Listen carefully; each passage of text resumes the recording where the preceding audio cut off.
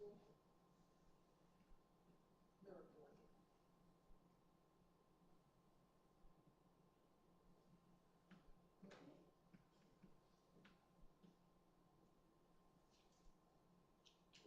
Yep. Okay.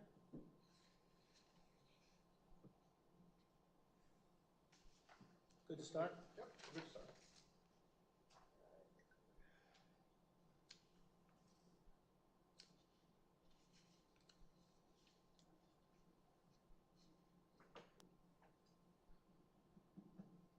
All right. We'll begin a planning commission meeting for July 24th, 2025. Microphone's on, I can't hear you back here. Sorry, planning commission, July 24th, 2025. We'll start off with the call to order. Lower Saucon Town Hall. Let's see. Okay, so we got the roll call. Craig is not here today. Jennifer Peters. Here. Thomas Bartek. He is not here today. Veronica Gress. Here. Sorvov Kaushik. Did I get the name right? Here, Shrab Kaushik. Alexandra Janik. Here. And that's all of us, okay? We'll start with the Pledge of Allegiance.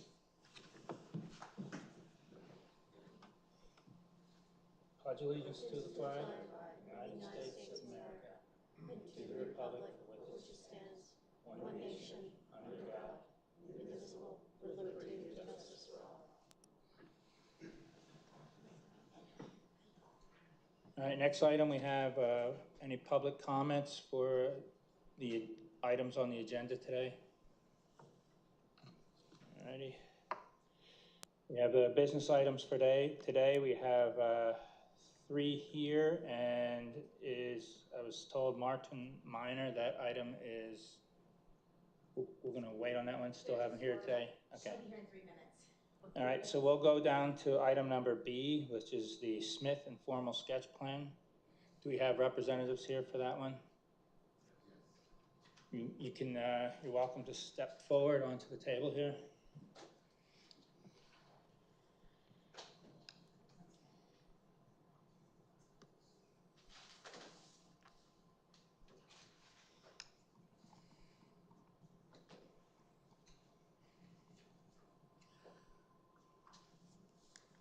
If you'd like to just, there's a microphones here. You can slide them up to you. Push the button so it's green. You can, you're welcome to introduce yourself. Okay. Well, good evening. My name is Ed Schleiner. I'm a civil engineer with the Martin Schuler Company, and we prepared the plan for this evening. We also have here Bob Smith, who is the father of the owners of the property, and Bob Seagreaves, who is a builder. So what we've done is we've prepared a sketch plan for the planning commission to look at and just get your thoughts, your reactions, see. So before we go too much further, we'd like to feel that we're going on the right path. And that's basically why we're here. And yeah, what's on the screen are the plans that you presented us? Yes. Okay. It's a through road connecting Flint Hill and the other road on top there. I don't know what the name of that is. 412, yeah. And it's a simple layout with through road, and then I think there's 10 lots, I believe it is. And then we have provision there for a detention pond as well in the corner. So we've done site capacity analysis, so we're okay with the number of lots. And the lots all meet the zoning requirement for frontage and area. Do you have a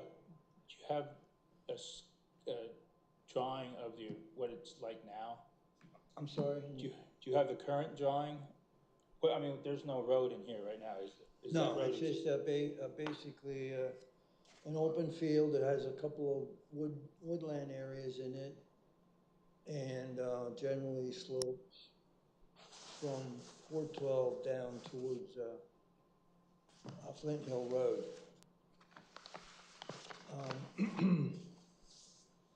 So as far as we can see, I think we meet pretty much all of the requirements as far as zoning. We also have a typical section on the sheet, one of the sheets, sheet number 2, which gives you the width of the road, and also it gives you the profile of the road. That's on a separate sheet. So that lays out pretty nice. The grades are very flat, 3%, 4% grades from one end to the other. So there's no problem there. So I think it lends itself very well to this type of subdivision. Just to get an idea of where this is located, is this? I'm sorry. To get an idea of where this is located, is this adjacent to the Saddle Ridge development? Okay. There's already a retention basin along the Saddle Ridge development. Would the retention area that you're proposing be abutting that retention basin, or would it be in a different part of the location? Well, I'm not sure where that is, that Saddle Ridge, you said? No, Saddle Ridge is up, we're down at the bottom of the hill. Would part of this development be abutting the Saddle Ridge development is what my question is. The very back corner. Okay. Lot number 10. Okay. So yes. What might be helpful is if you are going to provide some information, could you come up to the table, then talk in the microphone so then we can hear you, and the people, if there's people online, they can hear you also. You can pull up the chair. And there's a microphone to your right that probably you can turn on, make sure it's green.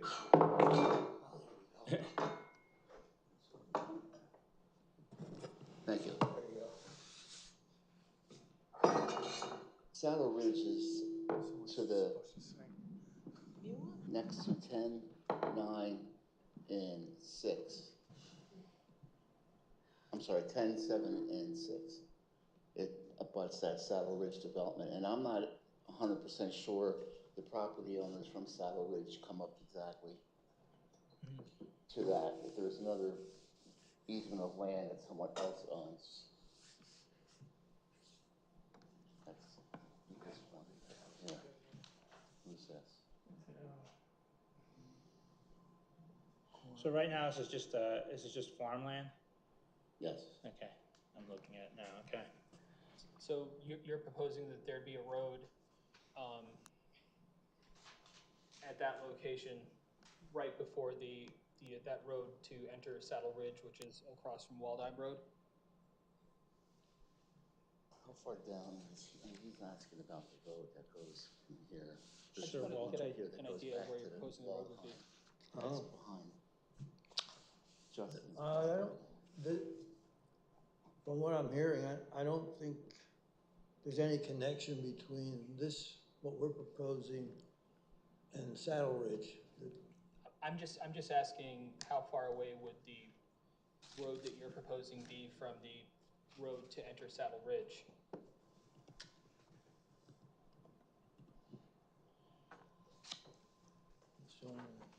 Or that intersection with Waldheim Road? The road for Saddle Ridge isn't, you're talking Sir Walter Way? Yeah, that's right. Okay.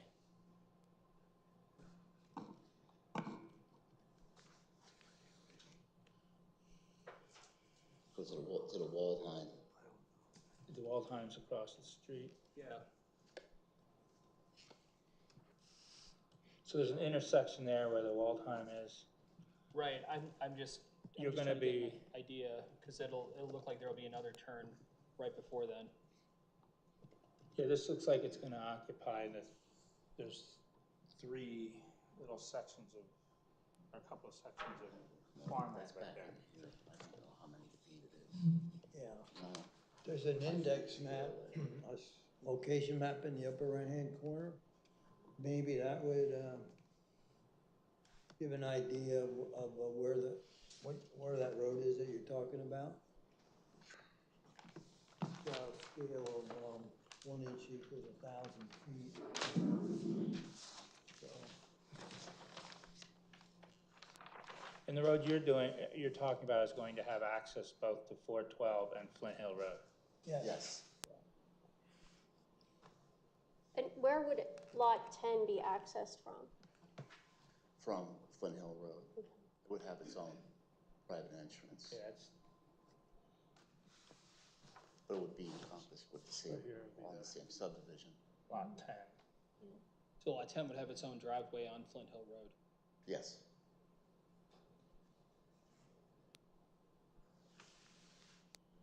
So it looks like 8, 9, and 10 are the smallest lots? there are 40,000, 42,000. Did you say the size of the lot are small? Yeah, they're probably, compared to the other lots, they probably are. yes. 40,000, 42,000, 44. Mhm. 8, 9, and 10 seem to be the smallest Yeah. square footage. Now, as far as where the wall line is, Bob, it's up here. There were one far as that road. This road proposal from the The road. proposed retention area, is that where that, Where that Saddle restaurant Ridge is located? entrance is, which the road is right across. There's a the road. pizza restaurant at that corner of Flint Hill and 412. Is that where the proposed retention area would go? Not, not that far down. It's, eventually these two roads do come together. That's off 412 the and screen, Flint yeah. Hill Road, but this is somewhat up from that intersection. And the zoning of this, currently, what is that? I'm sorry, The zoning, what is the zoning? it's R. What's the zoning in right now? Is it R? But let's check here, zoning plan. It's, R40, rural suburban. 40,000 square feet minimum lot size, 150-foot lot width, and then front yard 40, rear yard 40, side 30. So they all meet that requirement, the way it's laid out. What are the home sizes that are going to be on it projected? After this meeting, I'll be able to tell you better. We get our feedback maybe from today from you guys on how things are looking. I'll go further with that. But they're not gonna be, I'm a custom home builder, and I've been building down in Saucon, Lower Saucon Township, Upper Saucon, and since '91, all over Lehigh Valley. Every township in Lehigh and Northampton County, I've built it, custom homes. And so, anyway, He just asked if you'd speak louder. Or you can hold the microphone toward you, sir. can you hear me? Okay, anyway, yeah, since 1991, I've been building all over Lehigh Valley and built down in Lower Saucon, off of Reading Road and a bunch of different roads in Apple Butter and so forth, Wayhill Woods, a couple houses in there I put up. But the houses I build are custom homes, affordable.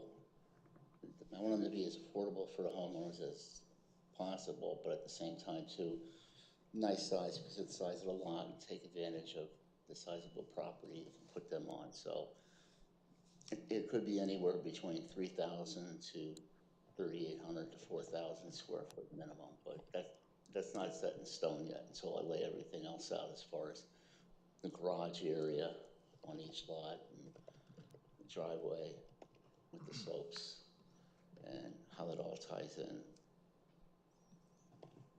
And you have water and sewer access there? No, No. be well and septic on site. And that road, that access to 412, that's just going to be, I mean, what are you planning for that as far as, just a 2-lane, no,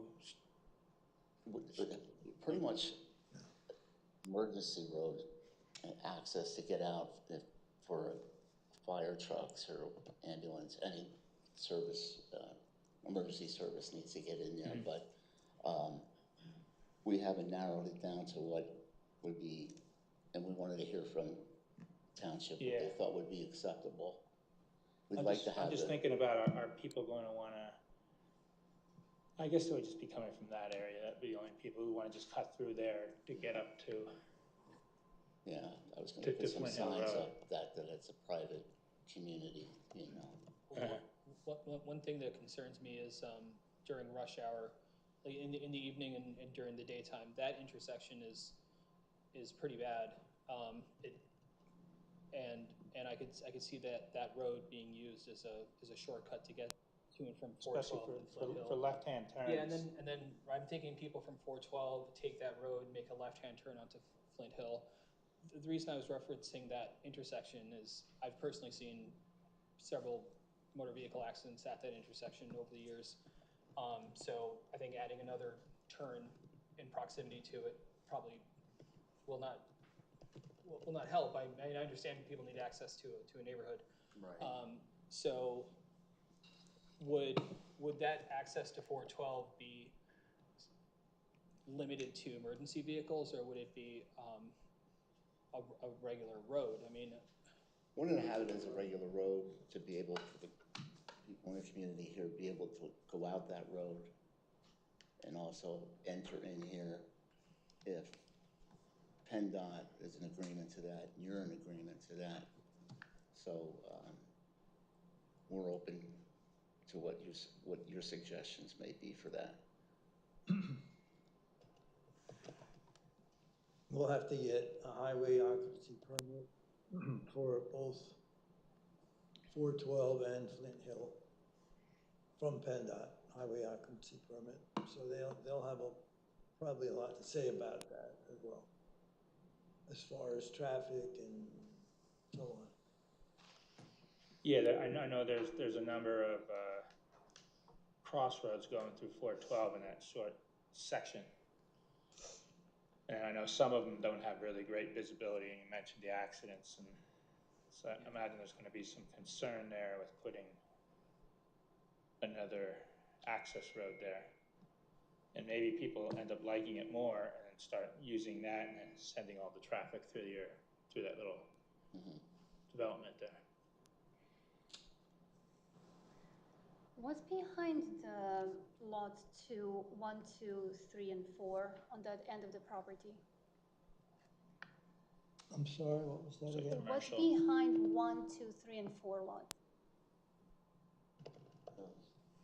Like, what is that about to? Is that still undeveloped properties land? These properties that are on Forge. No, that's on 412. that's all commercial existing commercial property. So we're That- talking about kind of like this corner here. That's in between 412 and that's a horse farm, Then right? it's kind of isolating Behind this 1, 2, 3, and 4, there's like a Yes. horse farm, I think, right? for homes there, no? Yeah. 12 that are existing. There's that pizzeria, and then there's, I think, like the Lucky Shoe Horse Farm or something like that. I don't know what it's called. Promises Kept Farm. Okay. That's what it says on here. Oh, that's what it says. Okay. Don't know if it still is. There's a blacksmith on that road who has a horse farm. I just went to him one time. I just have a question from the township's perspective. I'm Victoria, I'm one of the council people, but I'm liaison, so I don't vote on planning commission. Hi, Victoria. Just a question, is the road that you're proposing to install, are you like hoping to dedicate that to the township and make it a public road, or are you keeping it? Okay. I mean, I it would- be dedicated, yes. Okay, so To the you'd like it to township. be dedicated to the township then? Mhm. So I can imagine like, our public works might have concerns with that. I don't wanna speak for them, but again, with that 412 intersection and all of that, if we're gonna have like our plowing equipment and all that go through there, it might, that might be something to consult with them as to like the location of like whether they have, I would want our public works department to review that. I think also a concern would be permeability of the ground. That is an area that is pretty susceptible to flooding when we have heavy rain, which we've been having more and more. At least from my experience. So maybe that's another thing we'd want to look at, consider. Well, you've done surveys on that property, I would imagine already. And you did, where was the retention pond specifically? It was right behind lots 1 and 2. We have an area there, about 35,000 square feet. It hasn't been designed yet or anything, but it's just there we know we're gonna need it.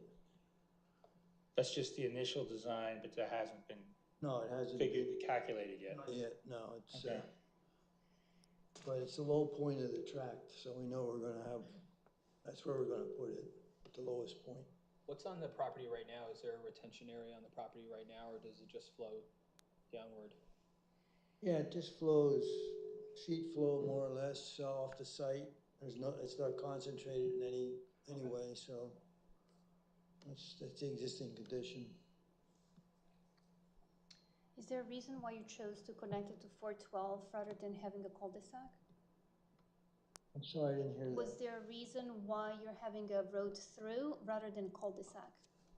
Oh, well, your ordinance only allows a 600-foot long cul-de-sac.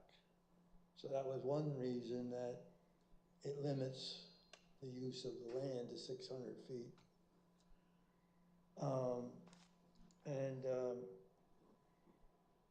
Beyond that, no, we just thought it would be a better way to do it. They have 2 points of access.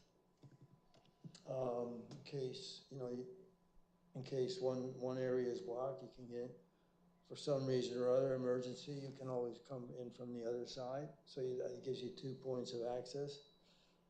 Whereas a cul-de-sac would only give you one, only one. So for that reason, we thought it might be a better idea to go straight through. On that point, could you just clarify, does that mean that a cul-de-sac would not be feasible? Well, it would be feasible, yeah, it would be feasible. Like you said, it would only be allowed 600 feet long, per your ordinance. So, I mean, from one end to the other, you probably have over 1,000 feet. So it would not serve the entire tract. Gotcha, so you would lose a property or two. You would have one less property, right?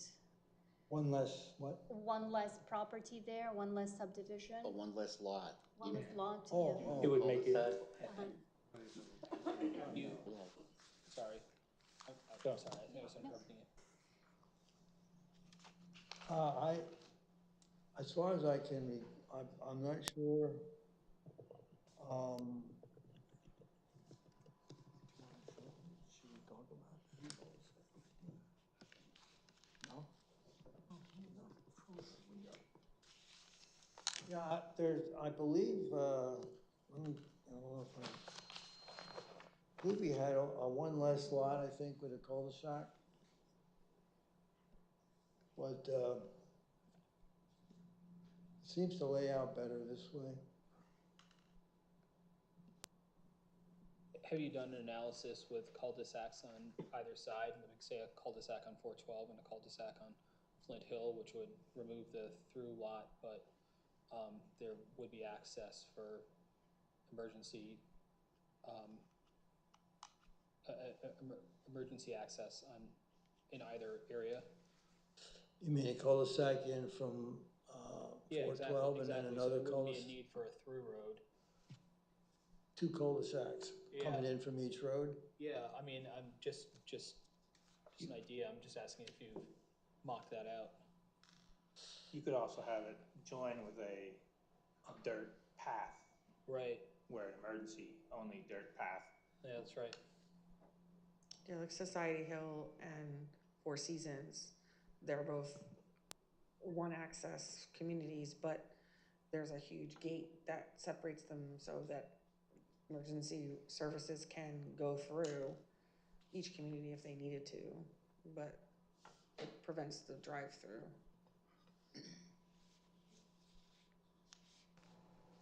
We did look at a couple other layouts and ideas, but we thought this would probably be the best. This is your ideal layout right now. Yeah, this is the And- preferred layout, I would say, right now, but we looked at a couple other ideas. Yeah, I think the challenge for then us, I mean, the feedback you're gonna get back there's gonna be a lot of concern around the 412 access and making sure we have, everybody gets to look at it. So all the emergency services get to look at it and make sure they're okay with it. More concerned with the 412 than Flint Road, than Hill Road? I mean, that's just my guess, but that's not me. Engineering, do we have any input in here?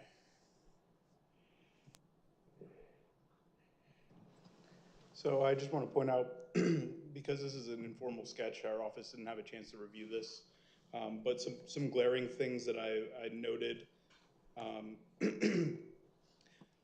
One thing in particular, no lots can abut a collector road, and I believe Flint Hill Road is a collector road. So you may need to look at lot 10 and reconfiguring that. The proposed detention facility has to be 100 feet from the property line. So also keep that in mind when you're doing your stormwater design. And then just another thing too is site capacity calculations. So our zoning ordinance has pretty intensive environmental standards. So I'm not sure what's necessarily on the site aside from the woodlands that I'm seeing here, but things such as carbonate geology features, wetlands, stuff like that should be addressed as well through there. Mm-hmm.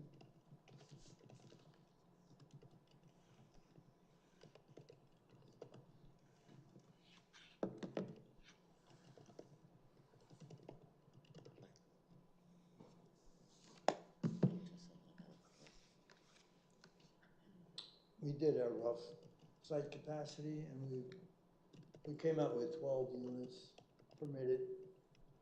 But again, that has to be fine-tuned a little bit more because I don't know if we factored in this carbonate geology. So this whole area, I guess, is an overlay. I guess it's an overlay. Yeah, correct. So it's in the carbonate geology overlay.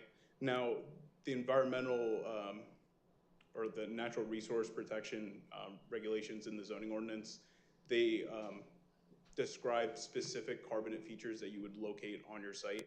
Right. But because it's in the carbonate geology district, you would have to provide some additional information like a carbonate geology report. Yeah.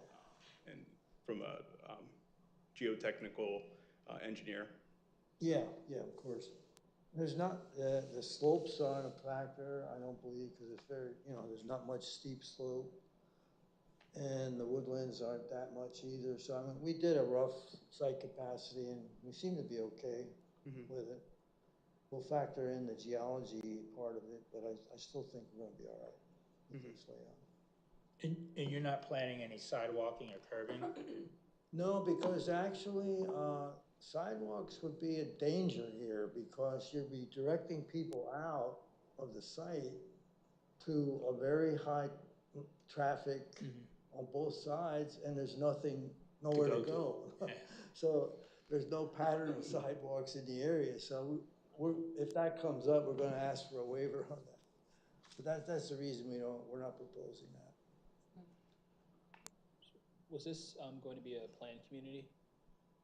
I'm sorry? Was this going to be a planned community, like something with an HOA? No, Oh, no. no. Would be deed restrictions.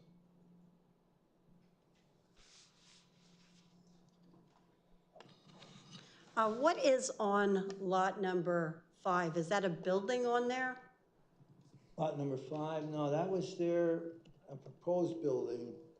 And the reason we did that was to show that lot's kind of a sort of an irregular shaped lot, you might say. So we wanted to prove that you could fit a building on that lot, with a well and a septic. Just to prove that it could be done and meet the regulations.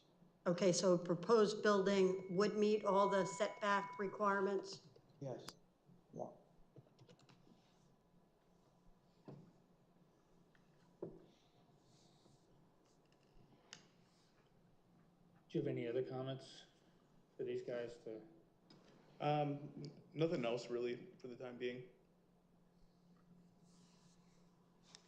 Anything else, guys? Ladies?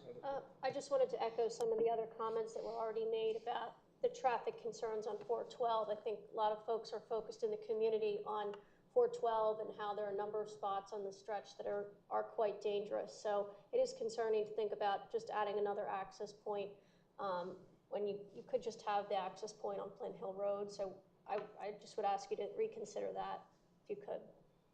You'd prefer that we keep it on one area, just on Flint Hill, instead of 412, but Correct. Just do a horseshoe through there?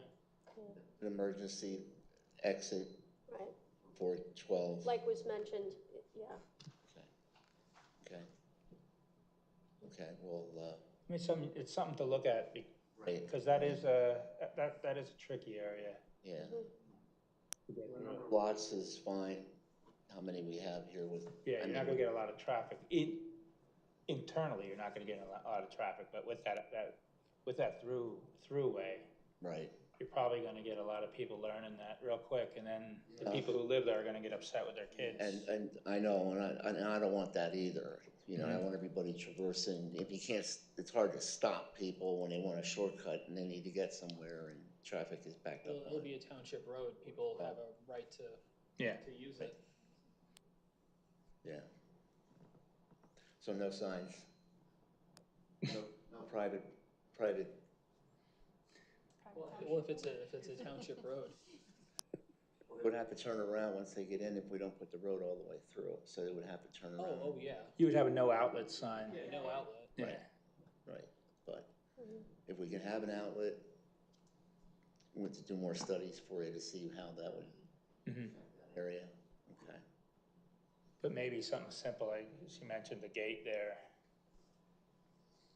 But I appreciate your comments on where we are right now, so going forward to sketch submission would be better prepared what things that concern everyone and address those ahead of time. I would also recommend getting good lighting there too, and if you. Well, even traffic light? No, overhead lights. Overhead light, yeah. On the street that's going in. Yeah. Yes. Yeah. Okay, thank you. Anything else from you? Thank you, everyone. Appreciate it, your time, thank you.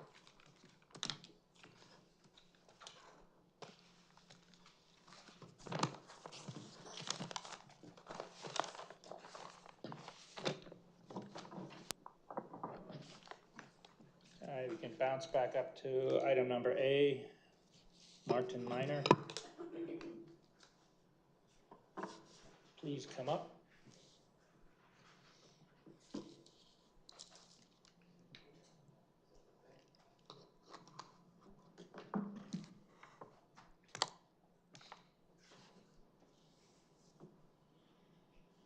All right, introduce yourselves and. Hi, my name is Monica Sweeney. I'm with Barry Isett and Associates. I'm Andrea Martin with Barry Isett and Associates. Okay, and why are we here today? We are looking to get final approval for the Martin Minor subdivision plans. Microphones, please.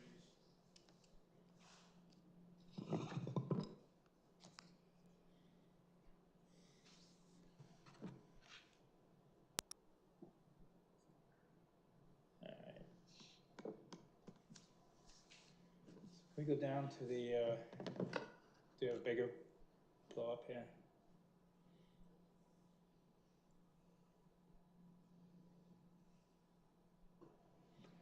So this is the existing. That's correct. And this was being subdivided into 3 lots, correct? Yes. Okay.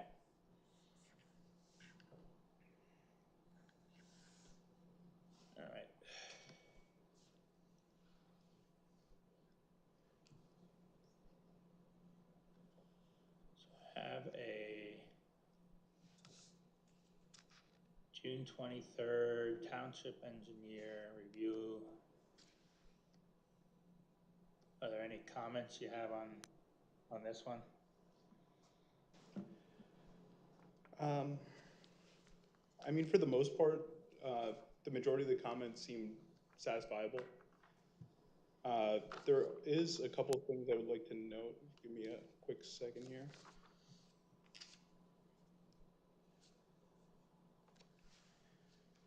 Previously, Steve mentioned or sent out a memo, Steve Kazuzian sent out a memo in regards to the waiver requests. Okay.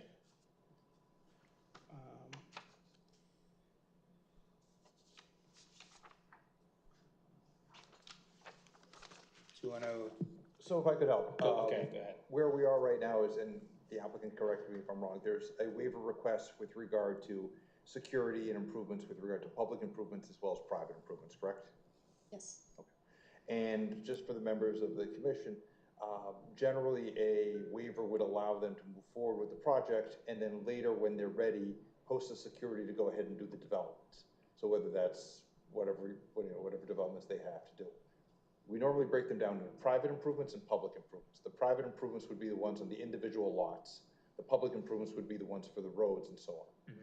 The commission wants to consider the private improvements and providing a deferral or a waiver, allowing them to do that at a later date. That's something that certainly makes some sense under a small development like this. The concept, I don't want to speak for the developer, but the concept is they get the property approved, and then eventually they sell the property to perhaps individual owners who are they going to do their improvements on their own individual lots. I believe that would be the plan. Yes. That being said, if you want to consider providing that waiver, you can do that. So we're saying that the developer improvements are just going to roll into the No. Okay. I'm talking about the private improvements on the individual lots. Yeah. If you guys want to do that, certainly I would not, that's okay from my side. I would be very hesitant for the commission to recommend a deferral or a waiver on the public improvements. Okay. So I would suggest, I would suggest they improve the road, do everything they have to do on the public side, and they would have to do that now or when the time comes. Not provide a waiver for that, but provide a waiver for the private end if that's what you want to do. So the public, I would say they have to do it. Private, if you guys are okay with it, we can give them a waiver or deferral. And just, I know this has been, I don't know, how long have we been looking at these plans? 4 years, okay, so most of the people on this board now weren't here back 4 years ago.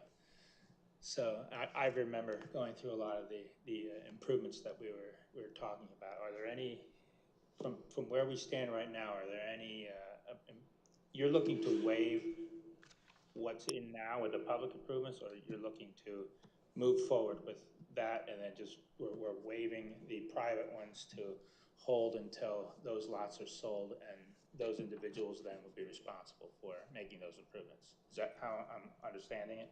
Mm-hmm. Okay. Yes. And we're on board with all the recommendations that the township made for the public improvements to date, correct?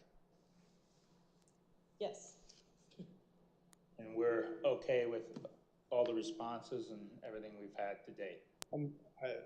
Maybe it's beneficial to go through the waivers. Okay. I also want to mention too that there are a couple of responses that you've given in regards to some deferral and waiver requests that weren't on the letter. If we can get an updated letter for the planning commission and myself, that'd be great. Yeah, we can do that. Do you want to run through them now? Yes. Okay. Would you like to start it off then? Do you guys have access to? Do you have that where you put that on the screen? Is that the June? That was the big. letter from? That was on the big packet of 70 page. Yeah. That's the one dated June 23rd. Yeah.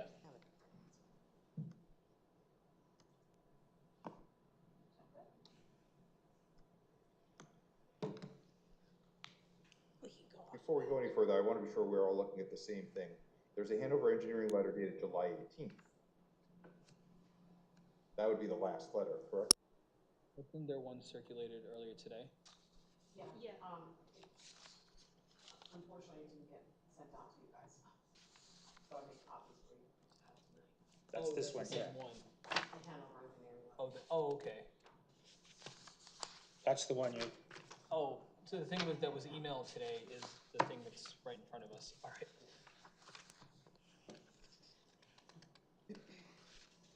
so, It's also up on the screen, if you want this one or Barry exit letter. this is, we're gonna be working off the July 18th. Correct. Okay. We have paper copies and it's on the screen. Yes, I have the July 18th one.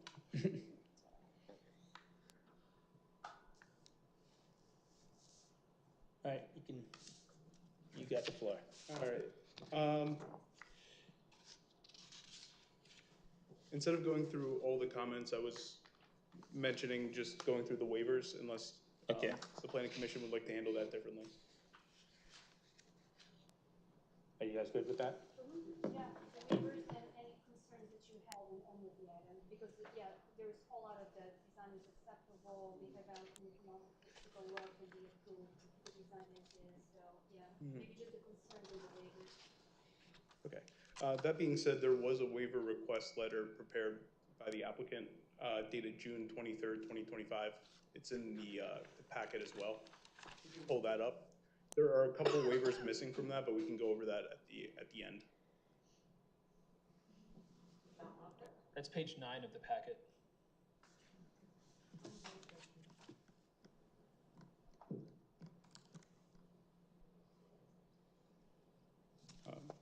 Monica, if you would like to start it off then.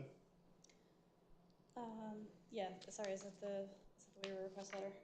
I don't actually have it in front of me. Okay, That's the response. yeah, that's the response letter. It's not the, We're looking for the waiver request letter. Yeah, the waiver request letter, I believe, is after the response letter. It's taking a while to pull it up. Yeah. all right, the first waiver request on there is for the Stormwater Management Ordinance, section 137-17.k. This section of the ordinance requires that all infiltration facilities infiltrate water when the ground surface is frozen. We're requesting a waiver from this section to provide above ground infiltration basins designed per the PA-BMP manual. I would like to mention for this waiver request, this particular waiver request, this section of the ordinance no longer exists.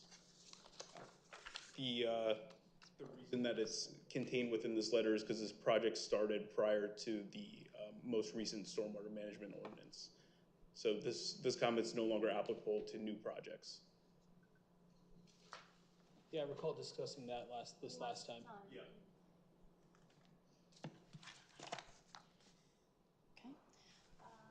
The second waiver is from Stormwater Management Ordinance, section 137-19.G4. This section of the ordinance requires the minimum storm sewer pipe size to be 15 inches. We are requesting a waiver to allow a 12-inch pipe on Lot 2. Calculations in the Stormwater Management Report have been provided demonstrating the adequacy of the 12-inch pipe for the 100-year storm conveyance. Andrew, in your office is okay with that deferral? Yeah, correct. Or waiver, rather, I apologize. All right, number 3, the Stormwater Management Ordinance, section 137-19.G10. This section of the ordinance prohibits flared end sections. Given the nature of the lot use and the amount of proposed development, flared end sections are appropriate. We are agreeable to this waiver as well.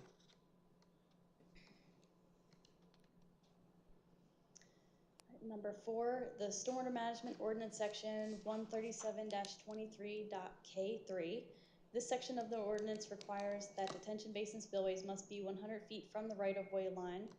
The existing grades of the lots are lowest at the right-of-way line, and overland flow will not be able to reach the basin if moved 100 feet away.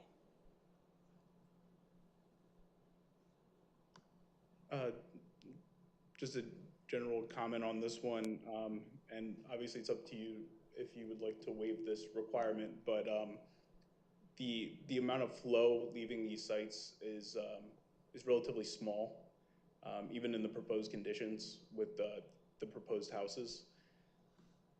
Moving the basins up further appears would cause the detention basins to enlarge to a size that wouldn't be feasible, if that makes sense, just because there would be a very large amount of bypass area.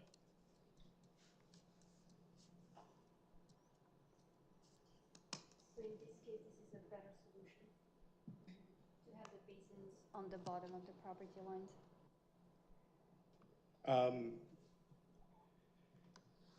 In my opinion, in this particular regards, I would say that it would make more sense to have it closer to the property line. The one issue that it does pose is the planting screen would then no longer, which is a waiver that will come in a later time that we'll discuss, is no longer able to be located in the required area, which is in the front yard. But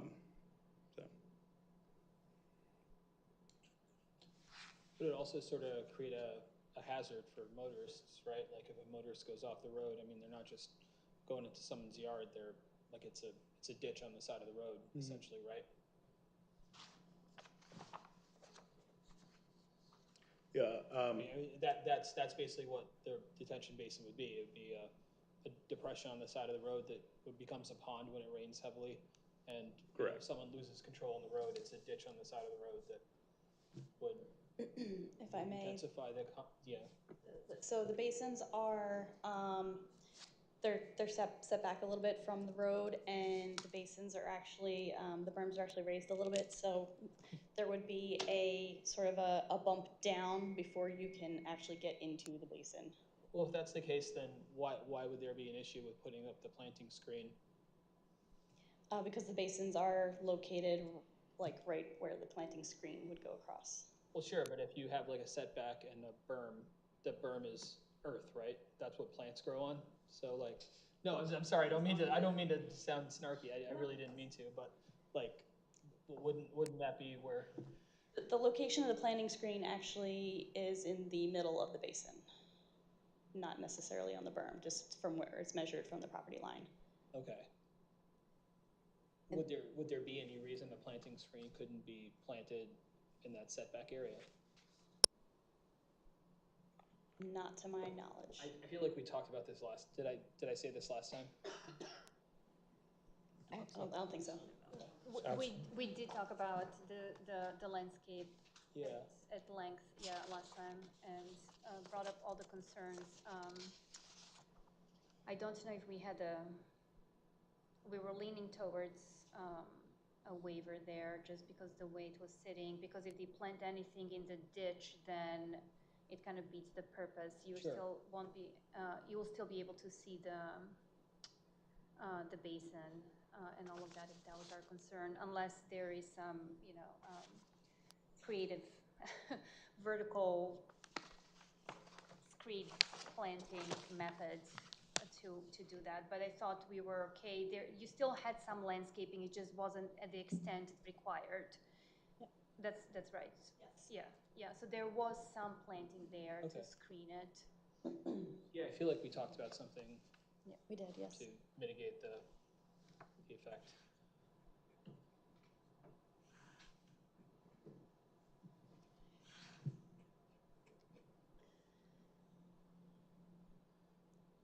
All right. Number 5, the Stormwater Management Ordinance Section 137-26.C4.B. This section of the ordinance requires a concrete head wall / end wall to be provided.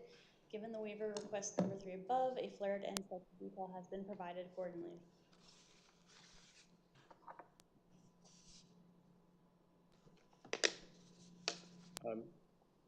Yet again, this is, there are very minor flows being proposed here, or in the proposed conditions, I should say, including in the stormwater management facilities and the collection system. I don't see any issue with providing a flared end section instead of a concrete head wall. Like a concrete head wall, I think would be something you would see more in a much larger development or industrial or commercial developments.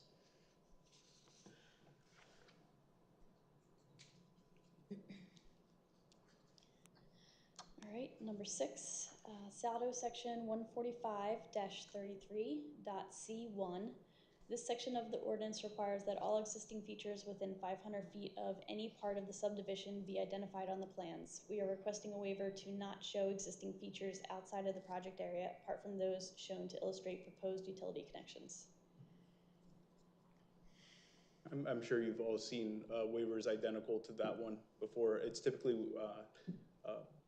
requested for smaller developments, as it doesn't necessitate really the need for 500 feet surrounding the property. Okay. Number 7, Saldo section 145-43.A5. We are requesting a waiver from the ordinance requirement that lots be square or generally rectangular in shape. Given the existing lot configuration, square or rectangular lots are not feasible. Lot configurations for lots 2 and 3 have been revised to reach this requirement to the greatest extent feasible. I will let this one be up for your discussion. We discussed it last time. Yeah, we discussed this in detail, and I think that we recognize that the way the space is configured, it's very difficult to make it square lots.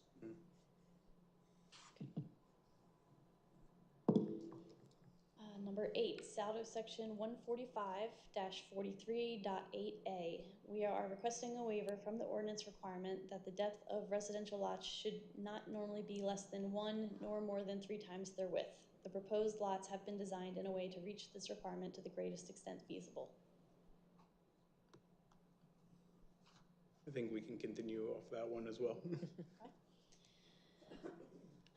Number 9, Saldo section 145-43.B2. We are requesting a waiver from the ordinance requirement that a berm be provided with a minimum height of 3 feet above the adjacent road grade. To match the existing lots surrounding the site, we are not proposing the design of berms along the lot frontage. A landscaping plan with the design of the screen plantings will be provided.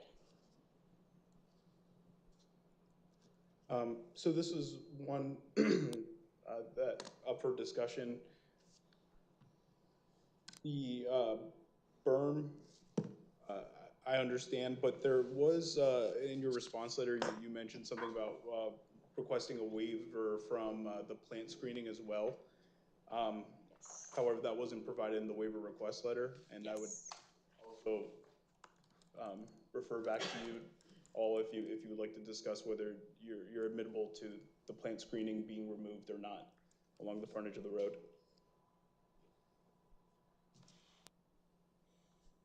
I'm sorry, so are we talking about the same berm that we just mentioned that would be just in front of the basin? So it kind of goes in hand with the landscaping, yes. So with the landscaping was supposed to be a berm, and we noted that the lots, because they're on such a hill, that trying to add the landscaping to the berm wasn't really going to screen much because of the steep slope up to where the residential units will be located. Right, but are you requesting a waiver for the berm itself and the landscape? So now we're talking about the basin actually being in the situation where it's at the frontage of the road. Is that what I'm hearing? So the basin itself, I guess, is separate because the landscaping was going through the middle of the basin. So there's a separate waiver request for that. So I think the main locations of the berm would have been on lots 1 and I believe it was 2. But again, like you said, the residential unit was going to be too high for the berm to actually aid in a screening buffer. The landscaping is a separate waiver where the landscaping was going through the basins, and so I guess it didn't make sense to have the buffer go actually through the basins and Just- if they be full. Just to clarify though, Yeah. it sounds like what you're asking for is, there's a basin, and then there's no berm, and then there's no landscaping. Right, like, I understand like you're asking for two separate waivers. Yes. But it sounds like if these waivers are granted, there's going to be a road, some sort of setback, a basin, and then there's no landscaping and no berm. We did provide landscaping on the portion of lot 2 where we could, but in the locations where the basins are located, there was no landscaping proposed. So there's some landscaping, just Yes, not there. total. Yeah. So you're asking for a waiver to not put landscaping in the location where landscaping. So when you say landscaping through the basin, We're talking about the trees and shrubs that were required by the ordinance to provide a screening. So there will be landscaping for like water tolerant plants within the basin, but as far as, you know, like I said, trees and shrubs going into the basin, that was what we were going to be requesting the waiver from. and why can't you put trees and shrubs in the basin? Because certain ones cannot tolerate the amount of water that they'll be inundated by in the basin. Well, right, but it's like, you know, there's probably ones that can, right? Like, I mean, are you asking for a waiver because there's gonna be water in the basin? Because I feel like that's what the purpose of the basin is. Yes. But it's like required to put the, is this, I don't know. am I not, Can you put a berm on the part where there's a basin? Can you put a berm there so that people can't drive into the basin? Basin has a berm. It's The surrounded by a berm. that 3 foot berm that they're talking about. It's gonna have that 3 foot there, so that if somebody was driving, they'd have to go over the 3 foot to get in the basement. Yes, I mean, it might not necessarily be 3 feet in, 3 feet on the road side of the basin, but there is a berm there.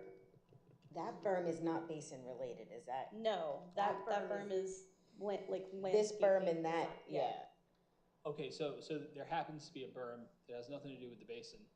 Right, Yes. that's required, and we're saying, do we need to put that berm in? Because it doesn't match the existing area and the other lots around there, so it's two So separate things. if you're driving that road right now, it would be There's the basin. road going There's the straight to road. Is grass there anyone to a house, and all of a sudden then you would have a berm. So this would be, this particular stretch would be unique And I don't know the what the area. purpose of the berm is, if I can ask. I don't know why it's required. Well, the berm's just for, I mean, what it is. I'm sorry, The basin's for runoff, water runoff into the road. Yeah. Now the berm's for site, right? So the berm as well as the plant screening is required in front of certain roads, certain road classifications, and that's mostly for noise, visual effects, and whatnot, and safety as well. I will say this may be a lot more helpful if we pull up a plan that kind of lays out what the planting that they're proposing and what relation to what would be required. Molly, if you can pull up, it's plan sheet 6, it's titled LA-1. So this is what. And wouldn't it be ideal too to match the properties around it as well? Across the street? About 3 sheets. Wouldn't it make sense for this project to match the properties across the street? Yeah, I would say so. So this is the landscape design there. Molly, if you don't mind zooming in closer to what's shown as approximate location, future house on lot 3. It's, if you go down to the right. A little. There you go. So that plant row that you're seeing, unfortunately, the setback or I should say the lines that designate the plant screen, 10-foot plant screen is not shown on this plan, it's shown on another. But you can imagine that plant screen area is along that 10-foot section, and then there would be a 10-foot berm in front, what's required would be a 10-foot berm in front of that. Molly, can you just scroll down so they can Yeah, a see little where the more. road is as it connects to the where those two basins are, you can see then the road. Yeah, so you can see where the landscape trees, if you guys are seeing what I'm seeing right here, where those little circular trees are being proposed, not the ones directly along the road, but the ones slightly above that. The open circles, closed circles. Yeah. Those bigger trees, are they the existing trees? Some of them might The be. ones along the road, yes, they should be existing. Some of them are dead and she had them cut down. Yeah, okay. This was probably accurate 4 years ago. Yeah, it's pretty, there's no I drive by that road all the time, so I look at that spot on the road. There's not there's no tree really left on the front edge of the road. No, there's not. And the planting screen, the arborvitae that's on the existing building lot, that's what she had asked. She's like, can I just extend that? But I don't know if that would be allowed, and then there could be no berm. That was just a question she had for me. Because you'd have two offsetting planting screens then. That's a row of arborvitae in front of the existing building. That may be impacted by the sewer line installation, but it's going to be replaced with whatever that homeowner wants. So just going back to the plant screening as well, lot 1, there's no proposal of any plants.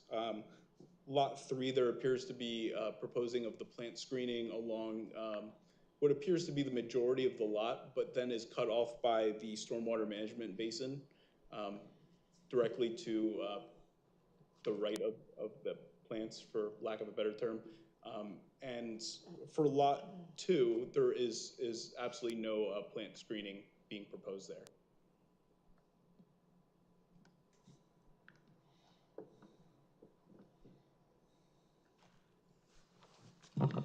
I'll just say I'm not a voting member, but I don't like that. You could drive right into the basin.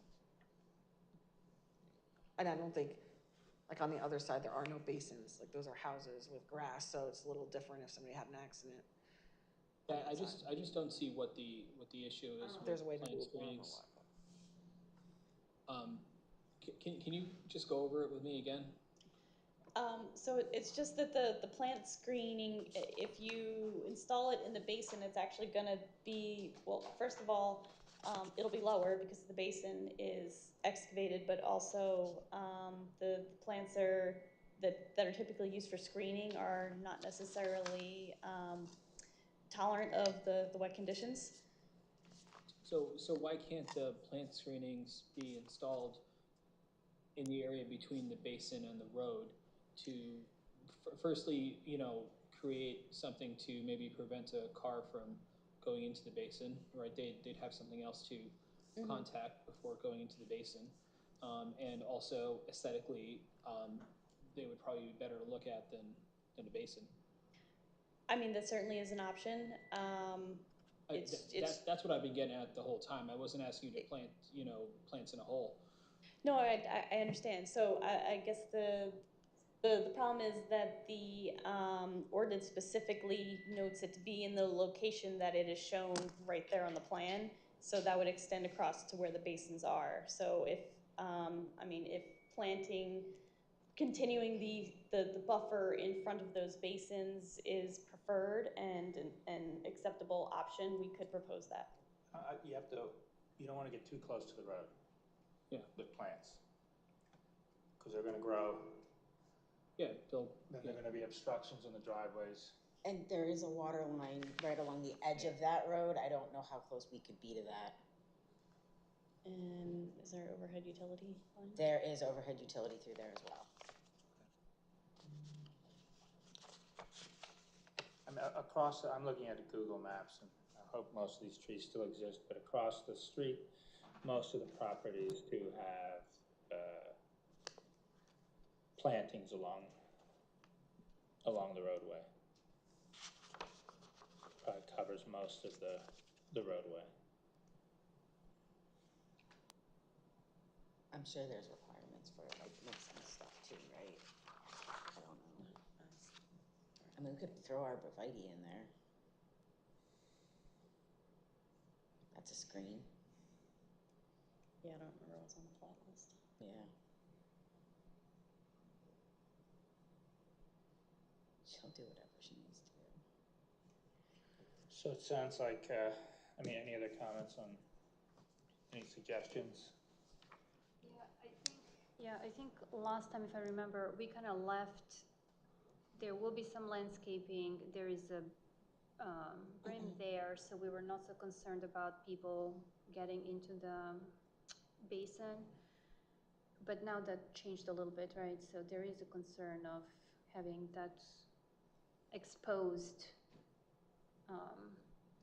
to the road. So, I mean, if, and then, right, mimicking something that's on the other side of the landscaping would be preferable, right? But maybe we can talk about like what are the improvements that need to be done on the public road? Because you were also asking for a waiver on that, right? On the public? There's no impact to the public road. No, I think the question was related to the deferrals, the deferral of public improvements, is that what you're referring to? Public improvements, yes, thank you for correcting me, yes. Okay. I don't know that we have any. So I think the question is, could you break down what you anticipate to be the public improvements versus the private improvements? Yes, so maybe we can talk about that in the landscaping situation as well.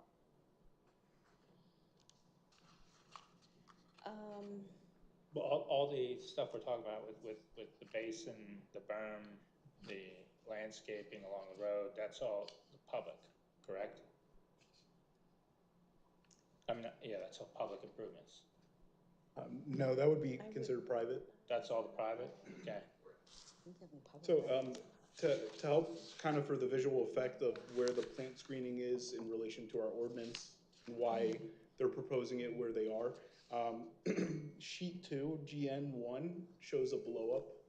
Molly, if you can.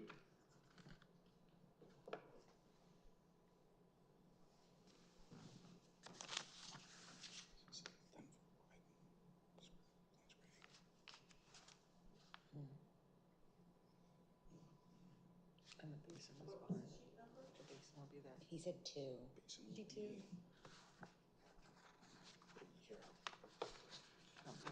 Yeah, I mean, I don't really care. 4. It's like, 'cause we understand why I can't. Two more up. It's just the safety from here to here. Sorry, Molly. Here you are. Oh, down. No, just where you just were. No, Yeah, I think this is it. There it is. that works. If you can scroll up just a tad. Nope, too much, sorry. All right, so the reason I wanted this plan to be brought up is to Chris's point about having the plant screening too close to the road. So where they're currently proposing the small, or the portion of plant screening that they are proposing, it is 30 feet off of the right-of-way line. So if you could see where the township right-of-way line is, it's right after that relatively dark hatched area. Then there's an additional 30 feet as required by the ordinance as the front yard setback. And then there's a 10-foot wide plant screen easement.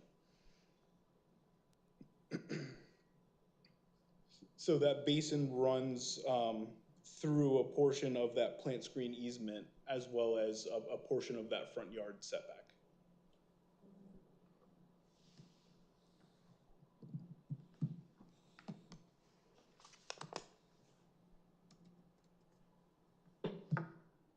It sounds like the group here would like the planting, right? Plant screening. That we sound like we're at. We're just we want it to make sense with the basin and the berm and everything that's in there.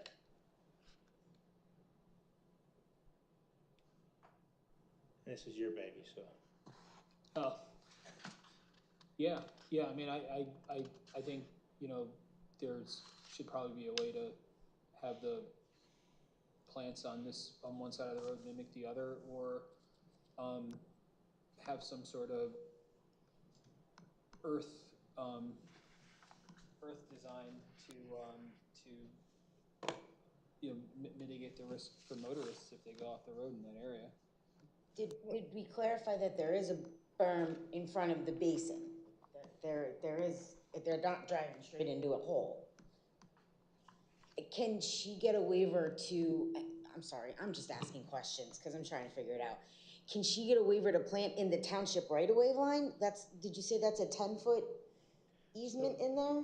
That might be the only area she has to plant. So it wouldn't be the township right-of-way line, it would be the front yard setback area. So you have the 30-foot front yard setback, and then you have the 10-foot planting screen. Right, the line before that, the ultimate right-of-way line, that dark hatched area? I don't know that we would be in that. We wouldn't That's be in where that? the existing Okay, all trees right. are located. Right, like she could replace those existing trees with other nicer, better trees? Screening trees?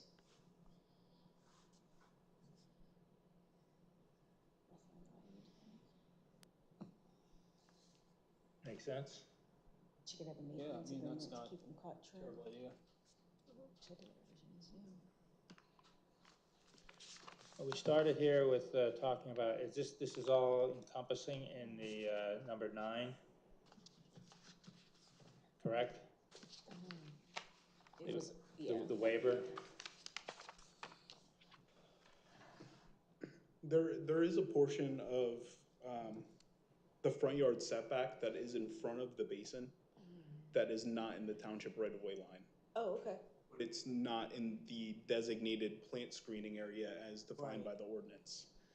So if you guys would be agreeable to it, there would have to be some verbiage as describing the plant screening not being in the designated areas, but being required per your request. So you're gonna do it outside the designated area to meet all the other requirements that we have with the berm, with all the topography that's there now. Yeah, I think that would be preferable if the plant screening just, until it got to the basin, just sort of went along the border of the basin and it'd be in that setback area, and then I You're think okay that with would the probably aesthetically. staggered look? Are you okay with the staggered look to it? Or would you prefer that the landscape screening run the entire length of lot 2 and lot 3, or whatever we can do at that same location? Do you know what I mean? Or do you want that staggered? I just think it'd be nice if the basin had a screening in front of it.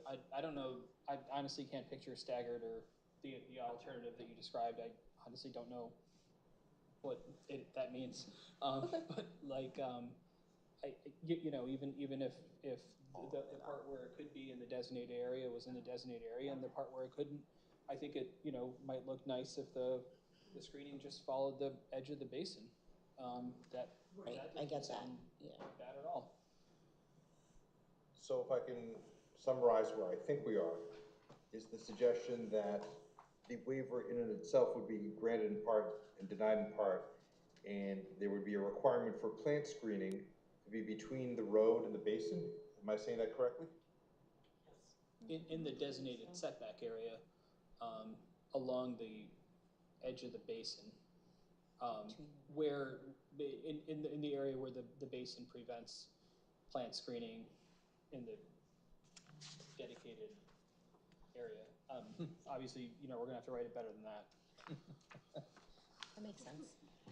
Yeah, so it's. Okay, so still a waiver, but we're gonna, is that a partial waiver? Because we're still providing the Is that what plantings, we they're just call not it? Is it, actually it's in a partial waiver that we're adding verbiage to it? I believe it's the waiver is, the requested waiver, which is number 9 on the list, relates to the berm with a minimum height of 3 feet.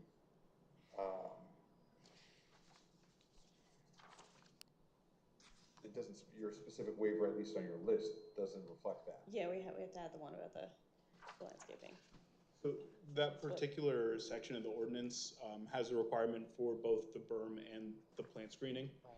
So no matter where we land with the planting, in regards to if it was gonna be partially waived or fully waived, it would still be technically a partial waiver from that section. So it would just be a matter of fine tuning how you would like to see the plant screen be incorporated into the site. Okay, so I just have to add to it. Whatever. Does anyone from the planning commission have any issue with any of the other waivers? Not talking about the deferral of the improvements that we've already talked about, but the waivers that they've asked for. No. So then I think where you are at this point is, if you're inclined, and we don't make the motion yet, but if you're inclined, the idea would be to recommend approval, subject to the conditions set forth in the July 18, 2025 letter, and provide them with all the waivers requested except the one from Saldo 145-43B2. And that one would be granted in part and denied in part. It would be a partial waiver, which would require plant screenings between the road and the basin and the designated setback area. So far, so good? Then, with regard to number 3, the request for a deferral for the improvements, it would be partially granted and partially not granted. The deferral would be permitted or authorized and allowed for any private improvements, but there would not be a deferral for public improvements. That's how I see where we are. And those are two separate. It's a whole series of them, yeah. Yes. But globally, that's where we are, at least from my standpoint. I want to be sure that's where you guys are. Andrew, does that make sense from your end? From a standpoint of what they do next with the landscaping, we have to, if they're going to change the plan, the question is how are we going to handle that? Do they come back here one more time, or do they do it to the satisfaction of Hanover Engineering?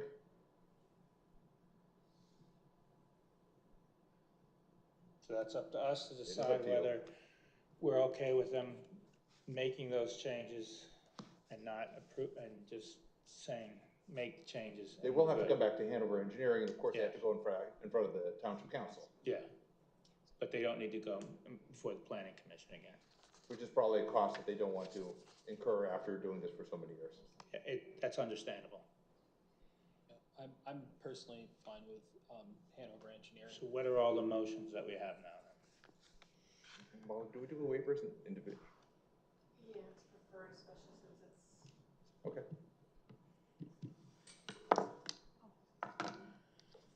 If I can mention one more thing, so there is one more waiver request that was mentioned in their previous response letter, but it was not incorporated into the waiver request letter.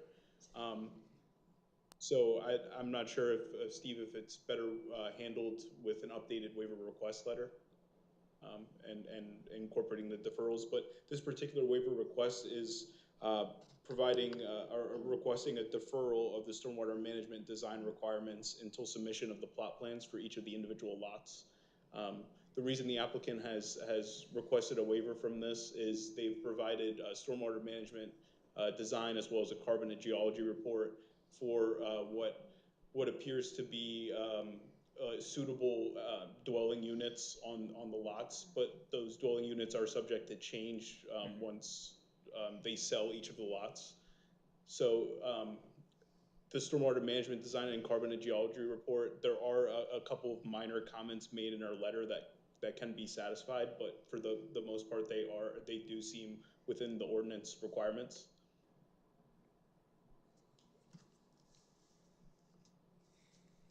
All right. Okay, so I think the best way to do it, with your permission, is perhaps do the waivers first. We could do the waivers first, and for the purposes of having a record and for Molly's mental health, we'll do them one at a time. Okay. So the first one would be, if you don't mind, Go ahead. if someone's inclined to make a motion to waive or to grant the waiver request for section 137-17K. I can motion it, can I? Okay. You can make that motion. All right. Which one was that? I'm just going down the list for the waiver letter, but it's 137-17K. Yeah, I'll motion that. Oh, I'm sorry, no, you can do them all together. Okay. I misunderstood. You want to do them all together? I think that would be the best. Okay. Just clarify the two that need partial Sure, so if someone's inclined, it would be a motion to grant the waiver set forth in the waiver letter, at least 1 through 8 in total. And those are outlined in the waiver letter, so we don't have to go through the sections. I motion that we grant those. A second.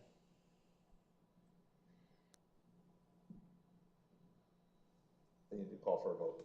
Oh, sorry, everybody yay? Yay. Nays? Then with regard to the waiver request for section 145-43B2, that would be granted in part and denied in part, with the applicant required to have plant screening between the road and the basin in the designated setback area, and that the applicant will provide an updated plan meeting this requirement to the satisfaction of Hanover Engineering and Township staff. I'll move. I'll second. All in favor, say aye. Aye. Opposed, say nay. Okay. And then, Andrew, if you can address that stormwater one, please. Yeah. So, the waiver request. Sorry. So the waiver request was for sections 137-17.A1 and B. The applicant requests a deferral of the stormwater management design requirements until submission of the plot plans.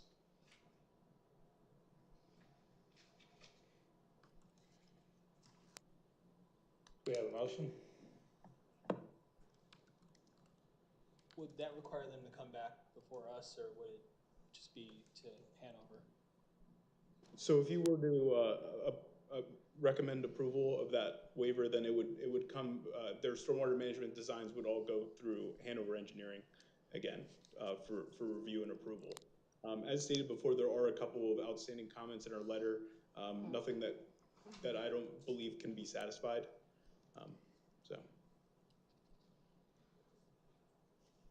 And then the stormwater management design would, for each of the individual lots, when the homeowners are looking to develop them, would provide a more finite stormwater management design based off of that exact impervious coverage.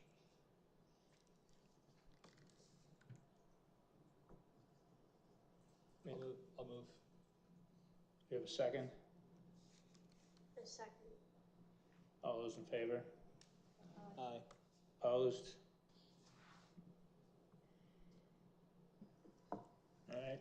Then, with regard to the deferral request under section 145-22C, 2B, 145-34D6, and 145-35A, which is in paragraph 3 of the Hanover Engineering letter, there is a request for a deferral of improvements. And if someone was inclined to grant the deferral with regard to the private improvements only, and to deny the deferral with regard to the public improvements. Motion to move? I second. All those in favor? Aye. Opposed? And if someone was willing to entertain a motion to recommend approval of the plan subject to the waivers and the deferrals set forth already, and in accordance with the Hanover Engineer letter dated July 18, 2025. Motion. I second. All those in favor? Aye. Opposed? Okay. So from a practical standpoint, then the applicant will make the changes that are requested, provide that to Hanover Engineering. Once approved on the staff level, go to Township Council. So you won't have to see us again. Thank you. Congratulations. Full disclosure, Deb's my mother-in-law. Water, I don't do land development work. All right, that moves us then to item number C.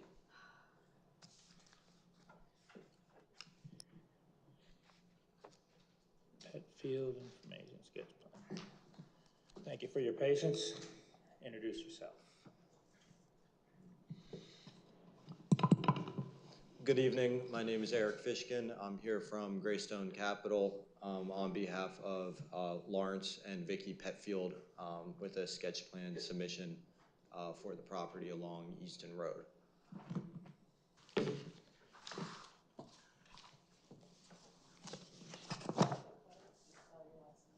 Last name is Fishkin, and Eric is spelled with a C, no K. And perhaps before we go any further, although it hasn't happened before the planning commission much, there has been some discussion on the township council level with regard to the zoning on Easton Road. The applicant has made an application based on the current zoning, which is the way it works. There's talk about the zoning on Easton Road changing one day, maybe not changing one day, and so on and so forth. But what's before you is we have to review the application based on the current zoning, and that's the process. So we don't have to worry about what it was or what it may be, it's what it is now. Okay. So the plan that's before you proposes a 50,000 square foot light industrial flex type shallow bay industrial building with 23 loading docks and car parking at the rear of the site.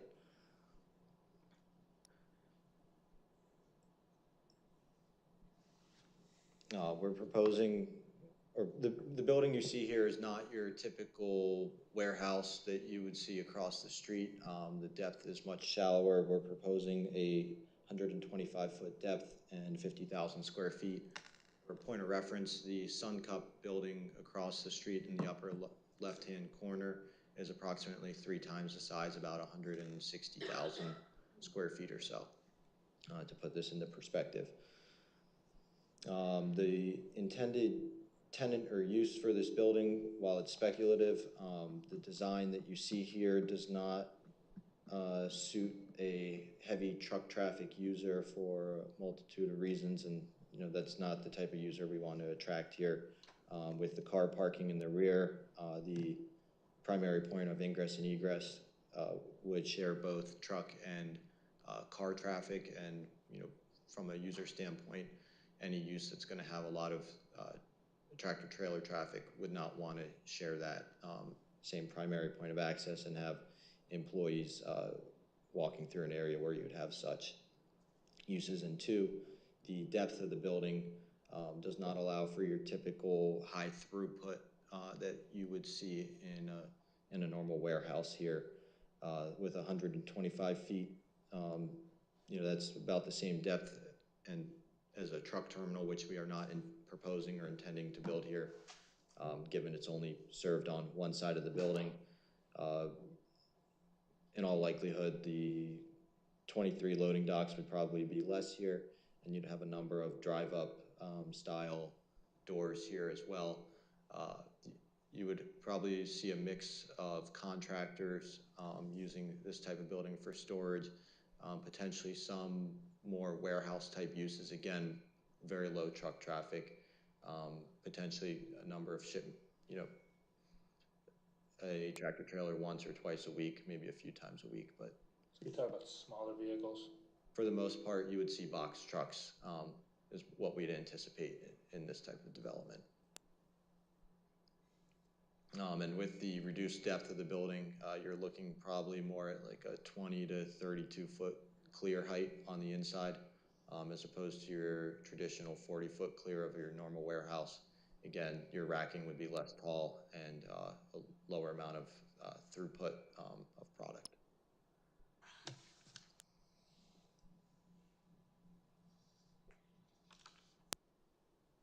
The access here is right on Easton Road, you said? Correct. Yep, the access would be directly across from where Eastern Engineered Wood Products has their access into their site. I know you mentioned that you envision this to be a multi-tenant facility. How many tenants are you? That's to be determined. It could potentially be a single tenant. Most likely, I would say we wouldn't demise to anything less than 6,000 square feet per tenant. Again, without a fully designed building here, I'm not sure what our final column spacing will be, but the construction costs get pretty high the more you demise it, and we prefer to see probably 6,000 or greater. And the road currently there has multi-lane access, you don't need to, there's no concern about widening it, you already have the left-hand turn lanes in there, or do you? No, to my knowledge, there are no. Just two-lane road? Two-lane. What is there right now? This is currently vacant land.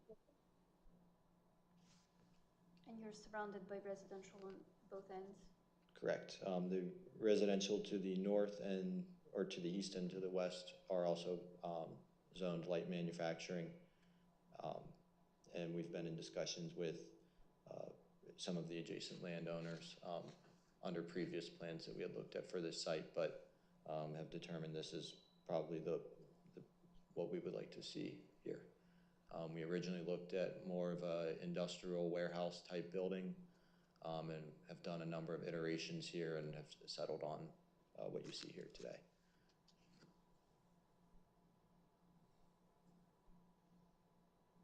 Would this be like 24 hours accessible facility or certain? If the township ordinance allows for 24/7 activity, that would be something that would be allowed of the tenants, but in all likelihood, you're probably not going to see multiple shifts in a building like this. Typically 6 a.m. to 6 p.m. or so.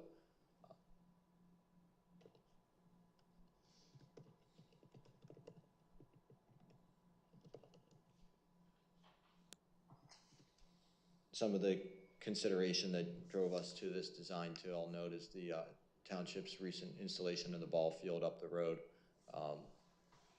Given that some of this may end up remaining residential, some of it may be redeveloped, we wanted to plan something that was more in character with the neighborhood and wasn't, a disturbance to the neighboring property owners.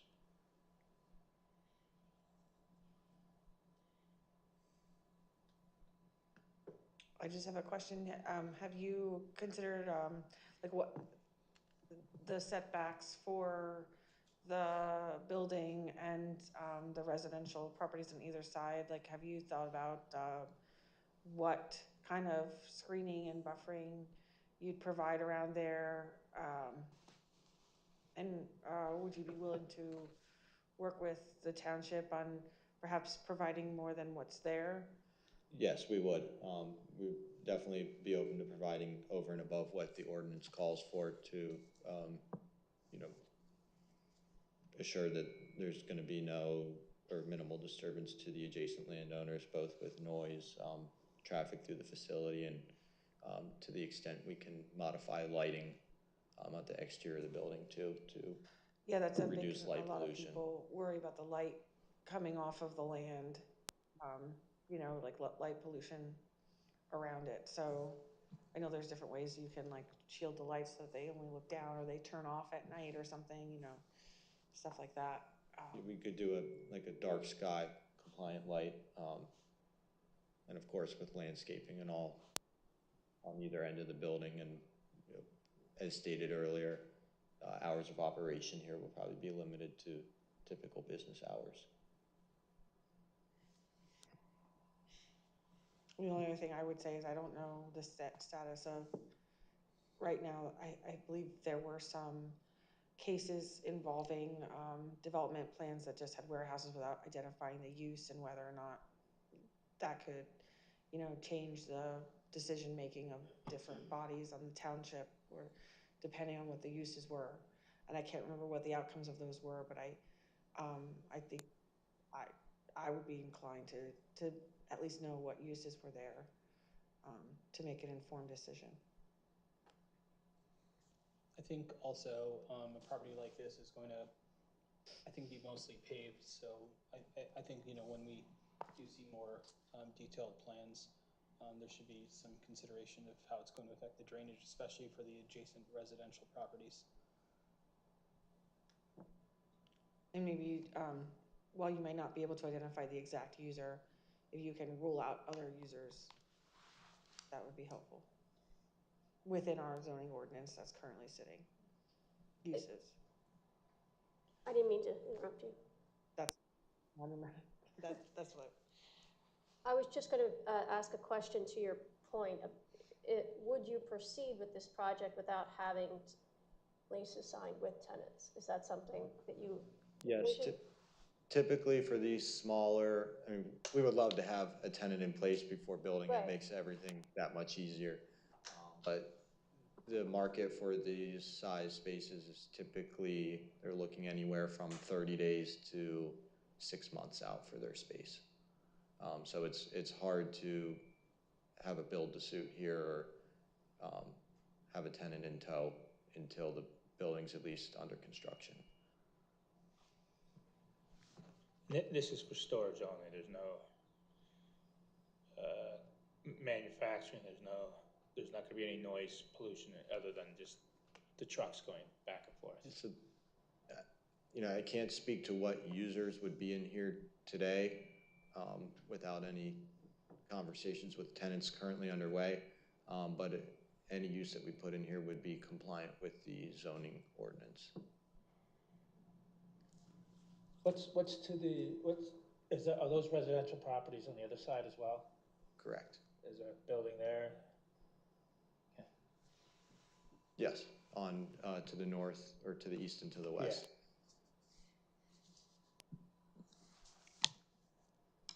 The properties to the west there likely wouldn't have any traffic. The traffic is all put to one side of the building other than, you know, if we had to have some circulation here for fire code, that would be there for emergencies, but would prefer to keep all of the traffic to one side of the property. Yeah, traffic, and then you also have just the visual. So that'll probably be the biggest concern there. It's just, there's nothing there now, and all of a sudden there's a giant building. So.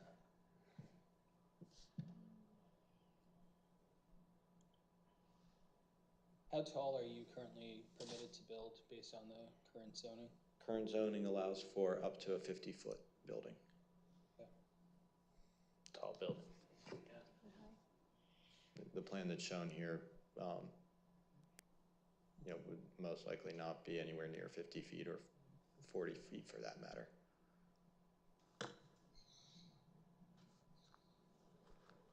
Tenants looking for that height would look for a building with much more depth to it too, so they could put in your typical warehouse racking that you would see.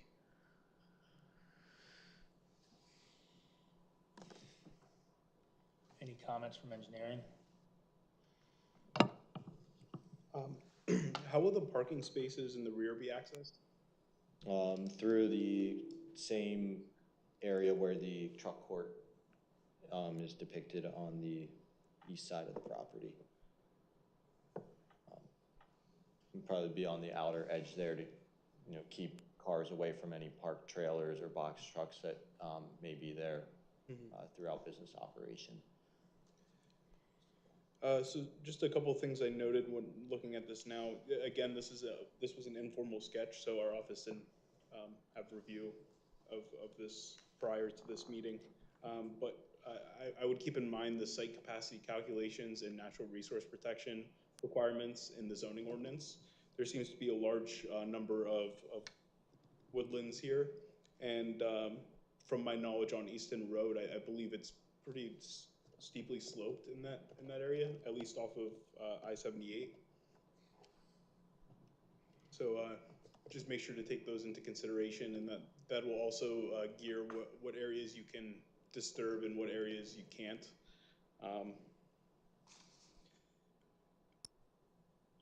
Another thing would be stormwater management. You know, obviously the township has a stormwater management ordinance, so keep that in mind. Based off of the current layout, it leaves very little room for stormwater design unless you get a little creative with it. And then I guess another point would be I believe in the saldo, there's reference to plant screenings from industrial or commercial developments abutting residential developments. So that will also have to be incorporated into your setbacks and may affect some maneuverability in regards to a driveway access or something to that parking lot in the rear. But I think that's about all I had for the time being.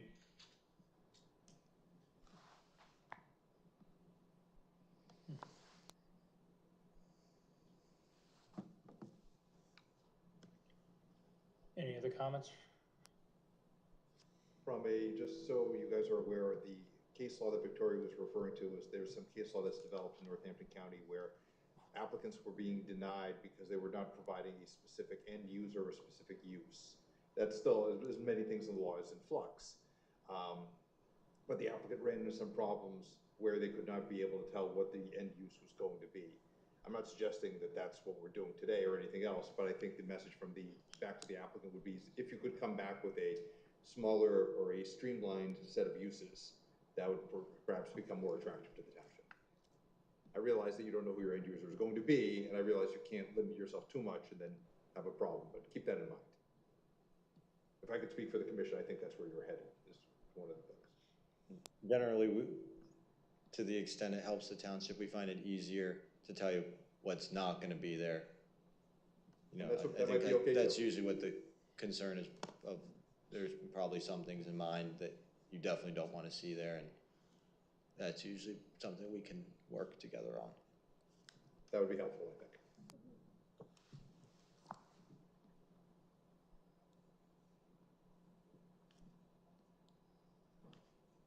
Is there anything else from anyone?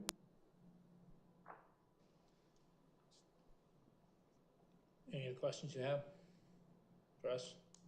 No questions of the board. All right. Thank you very much. Thank you. Thank you.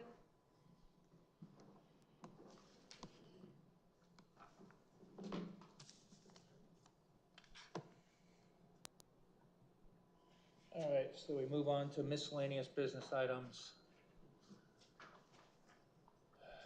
A Steel Club Phase 2 lane development. So what do we have here?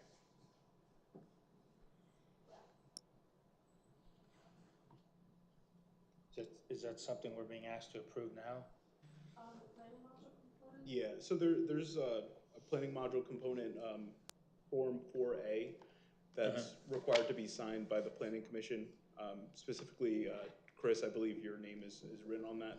But that module pretty much states that the township believes that the applicant's their sewage design is in conformance with the township ordinance, specifically in regards to planning. So the reason that you're seeing this for this particular planning module and you haven't seen it in many other planning modules, or I should say many other planning modules haven't been brought to you before, is this is a little awkward of a situation because Steel Club is in Lower Saucon, but it was per the Township Act 537, it was planned for public sewage, but to be serviced by Hellertown. So they would be a direct customer of Hellertown Borough.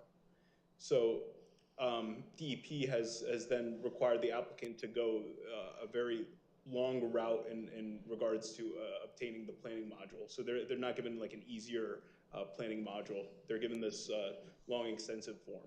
So pretty much at the end of the day, this Form 4A is just stating that the project is within the township's sewage planning. And as a matter of background in this, just so the members of the Planning Commission are aware of it, there is active litigation between Steel Club and the township. When the plans were approved, there was a condition to provide an intermunicipal agreement that Steel Club was to provide between the Borough of Hellertown's authority, the City of Bethlehem that handles the sewer, as well as Lower Saucon. They did not obtain and the conditions of the agreement were that they could do some improvements, but they could not obtain building permits and so on. They never provided the signed agreements, and therefore no building permits have been issued. Then they filed a lawsuit in the Court of Common Pleas mandating that Lower Saucon provide them with building permits. That was denied by the court, meaning the court found in favor of the township. Then Steel Club took an appeal, and now it's currently on appeal. So there's active litigation between Steel Club and Lower Saucon with regard to sewer-related matters. That being said, that shouldn't stop you from doing this. I just wanted to bring it to your attention because I didn't want you to be in a position where you signed off on the module and agreed, and then nobody told you about the active litigation that's between the parties. And we don't want to be, from a practical standpoint, they're separate. They're both sewer related. They're related to the same parties, but they're separate issues. All right, so what are we being asked to do right here then? Just review and approve of this Form 4A. Yeah, so you're being asked to either approve or disapprove this Form 4A, which the Form 4A actually has a small snippet in the intro that kind of describes what the form is for, but unfortunately, because this project is in Lower Saucon, even though they're not going to be a direct service customer for sewage with Lower Saucon, because it's in Lower Saucon, DEP is requiring Lower Saucon Planning Commission to sign this form. Now, there are other forms that obviously Hellertown Borough would have to sign, and I believe maybe the city of Bethlehem as well, but this particular form would have to be Lower Saucon. This doesn't impact our EDUs, does it? No, because they would be a direct service customer of Hellertown. It would not. The intermunicipal agreement would actually, the one that they were supposed to provide, actually addresses that. It's among other things, is an allocation agreement that says despite the fact that the properties are in Lower Saucon, they're Hellertown customers, Hellertown receives those funds, it goes to the city of Bethlehem, and therefore the allocation would count against Hellertown's allocation instead of ours. That's what the signature, if they had signed that agreement, they would be building at this point, or they might be building. They'd be one step closer to building, but they have not provided us with that agreement. So what is if we don't sign this, I mean, I don't have any knowledge on the project, right? So if we don't sign, what is the? Well, it's automatically approved in 60 days if we don't sign it, right? That's what it says in the instructions. Or if we refuse to sign. Or deny to sign.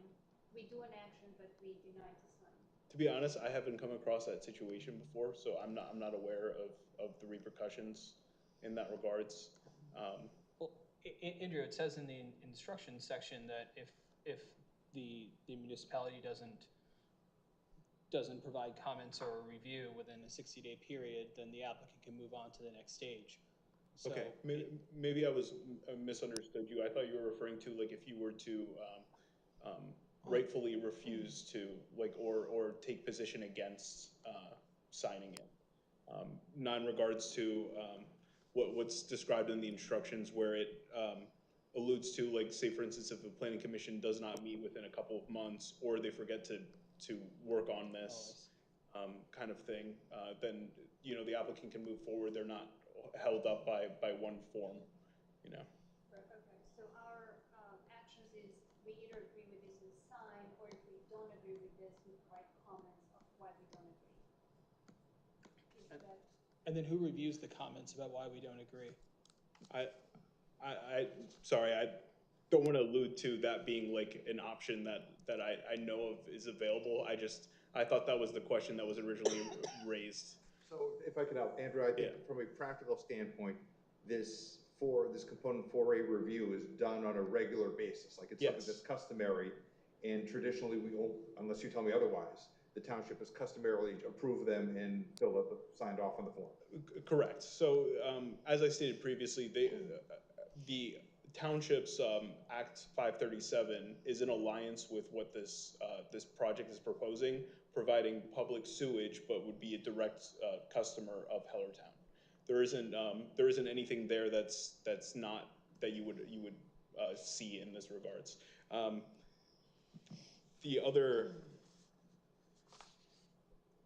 The other thing is I don't necessarily know if not signing it and providing no, or providing comment on it, who would actually, if that would go to DEP or if that would go to the applicant themselves. But yet again, I've never seen that situation because it's not typically standard to do that. This isn't, I also do want to mention too that the plans themselves were approved. They were reviewed and approved in the past. And who were they approved by, DEP? No, I'm talking about through township. The township has reviewed and approved the Phase 2 Steel Club plans. I wasn't involved with that at the time, but this was, Steve, maybe back. you were? Yeah, there are recorded plans for the Yes. development, which have already been approved, It's already been through been this recorded. committee. Approved. Yeah. Yes, and then went to the township council, and then was recorded, and they provided security, they did all those things. We And just need to do this again because, now it's the actual getting of the Yeah. sewer instead of the approval. And even if they get the approval from DEP, they don't have the approval from us until they provide that agreement that I talked about. Are there any comments that you believe we need to make or Chris needs to make on this? No, I mean, like I stated, I believe everything is within the planning, the sewage planning of the township, so. Except for that they didn't pull permits from us, so now we are in a lawsuit with them. But unrelated to this. Yeah. All unrelated to the. They're both sewer related, but they're not connected. So your approval for this has nothing to do with the litigation. I just wanted you to be aware of the litigation. Okay. Because I didn't want you to approve this portion and never be told that there was something else going on between the parties. I apologize if I wasn't clear the first time around. Okay, no, thank you for additional explanation, because then it would kind of look interesting that we're signing off on something, yet we're in a litigation with them for the same purpose that they didn't pull the permits for. Correct. what I think we're all signing, so we're kind of in a loop. Right, I believe, and Andrew, correct me if I'm wrong, but I believe what you're doing here is you're saying it's in compliance with our plan from a planning standpoint, correct? All right. Right. Correct, sorry if I wasn't clear on that. Andrew, are the answers in section C correct? Like of what, because they filled this out, right? They put the X's, and yes, they answered the yes and no question. You know, is there any discrepancy in their responses?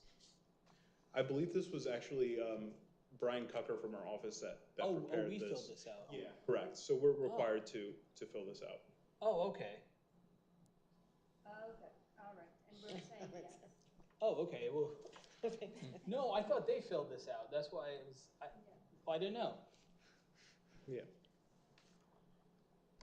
This is a relatively new situation for me as well, because yet again, it's the planning module usually doesn't go through this extensive of paperwork, but DEP felt as though it was necessary just for the sole fact that this is an unusual situation. so then I just need to sign this. Yes. If I think you can need a motion. Yeah. Vote we have to vote first? Yes. So if somebody wants to make a motion to authorize the appropriate person for the commission to sign, I guess it's called planning module component 4A. I move. I'll second. All in favor? Aye. Aye. Opposed? So be it.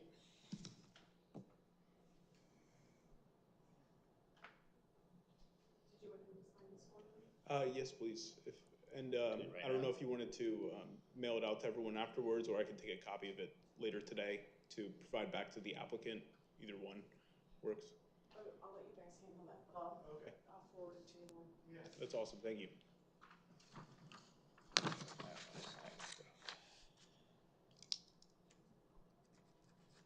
24th? Yes.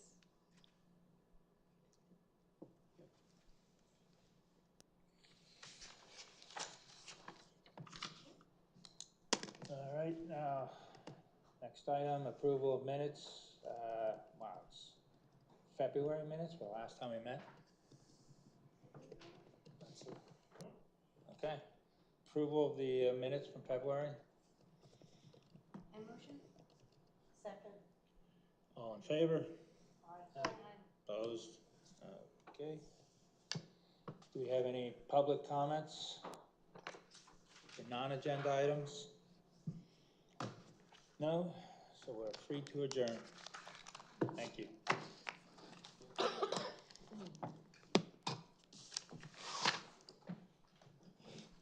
February 27th, Martin and Tom.